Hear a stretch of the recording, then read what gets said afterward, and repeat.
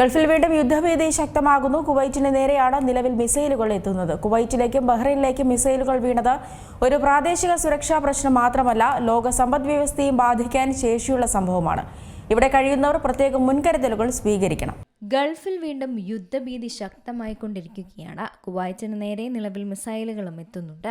എന്തുകൊണ്ടാണ് കുവൈറ്റിനെ ഇറാൻ ലക്ഷ്യമിടുന്നതെന്നും ഈ ആക്രമണം ഇനിയും തുടരുമോ എന്നതൊക്കെയാണ് പ്രവാസികളെ ആശങ്കയിലാഴ്ത്തുന്നതും. കഴിഞ്ഞ ഫെബ്രുവരിയിൽ അമേരിക്കയും ഇറാനും തമ്മിൽ ആരംഭിച്ച യുദ്ധം 100 ദിവസത്തോടടുക്കുമ്പോൾ കൂടുതൽ ഗൾഫ് രാജ്യങ്ങളിലേക്ക് സംഘർഷം വ്യാപിപ്പിക്കുകയാണ്. കഴിഞ്ഞ ദിവസം പുലർച്ചെ കുവൈറ്റ് അന്താരാഷ്ട്ര വിമാനത്താവളത്തിന് നേരെയും ബഹ്റൈന് നേരെയും ഇറാൻ മിസൈൽ ഡ്രോൺ ആക്രമണങ്ങൾ നടത്തി. 30ഓളം ബാലിസ്റ്റിക് മിസൈലുകളും ഡ്രോണുകളുമാണ് കുവൈറ്റിന് നേരെ മാത്രം തൊടുത്തുവിട്ടത്. കുവൈത്ത് വിമാനത്താവളത്തിന് കേടുപാടുകൾ സംഭവിക്കുകയും ഒരു ഇന്ത്യൻ പൗരൻ കൊല്ലപ്പെടുകയും ചെയ്തിട്ടുണ്ട്. കൂടാതെ തന്നെ 63 പേർക്കാണ് പരിക്കേറ്റതും. കുവൈറ്റിലേക്കും ബഹ്റൈനിലേക്കും മിസൈലുകൾ വീണത് ഒരു പ്രാദേശിക സുരക്ഷാ പ്രശ്നം മാത്രമല്ല, ലോക സമ്പദ് വ്യവസ്ഥയെ തന്നെ ബാധിക്കാൻ ശേഷിയുള്ള സംഭവമാണ്. കാരണം ലോകത്തിലെ ഏറ്റവും പ്രധാനപ്പെട്ട എണ്ണ വ്യാപാര പാതകളിലൊന്നായ ഹോർമുസ് കടലിടുക്ക് ഈ സംഘർഷത്തിന്റെ കേന്ദ്ര ബിന്ദുവാണ്.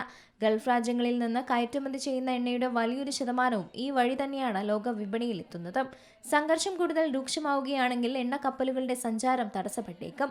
കപ്പലുകൾക്ക് ഇൻഷുറൻസ് ചെലവ് ഉയർന്നേക്കും. ഇതിന്റെ ഫലമായി അന്താരാഷ്ട്ര വിപണിയിൽ ക്രൂഡ് ഓയിൽ വില ഉയരാനുള്ള സാധ്യതയുണ്ട്. അതിന്റെ ആഘാതം ഇന്ത്യയിലേക്കും പ്രകടമാക്കും. ഒപ്പം പെട്രോൾ ഡീസൽ വില വർദ്ധിക്കാം, ഗതാഗത ചെലവ് കൂടാം, വിലക്കയറ്റത്തിന് വീണ്ടും സമ്മർദ്ദമുണ്ടാകും. അതായത് കുവൈറ്റിലെ സംഘർഷം കേരളത്തിലെ ഒരു സാധാരണ കുടുംബത്തിന്റെ ജീവിത ചെലവിനെ തന്നെ ബാധിക്കാൻ സാധ്യതയുണ്ടെന്നർത്ഥം. ഇത് ആദ്യമല്ല ഗൾഫ് സംഘർഷാവസ്ഥയെ നേരിടേണ്ടി വരുന്നത്. എന്നാൽ മുൻകരുതൽ അനിവാര്യമാണ്, പ്രത്യേകിച്ചും കുവൈറ്റിലും ബഹ്റൈനിലും കഴിയുന്നവർക്ക്. കയ്യിലുള്ള പാസ്പോർട്ടും പ്രധാന രേഖകളും സുരക്ഷിതമായി സൂക്ഷിക്കണം. ഇന്ത്യൻ എംബസിയുടെ അടിയന്തര നമ്പറുകൾ കൈവശം വെക്കണം. എംബസിയുടെ ഔദ്യോഗിക സോഷ്യൽ മീഡിയ അക്കൗണ്ടുകൾ പിന്തുടരണം. അഭ്യൂഹങ്ങളിൽ വിശ്വസിക്കാതിരിക്കാം. പ്രാദേശിക ഭരണകൂടത്തിന്റെ നിർദ്ദേശങ്ങൾ കൃത്യമായി തന്നെ പാലിക്കണം. നിലവിലെ സാഹചര്യങ്ങൾ ആശങ്കാകുലമാണെങ്കിലും പ്രവാസികൾ പരിഭ്രാന്തരാകേണ്ടതില്ല.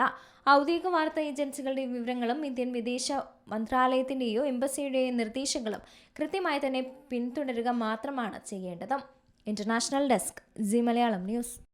ഏറ്റവും പുതിയ വാർത്തകളും വിശേഷങ്ങളും വിരൽ തുമ്പിലറിയാൻ സീ മലയാളം ന്യൂസ് എല്ലാ ഡിജിറ്റൽ പ്ലാറ്റ്ഫോമുകളിലും ലഭ്യം.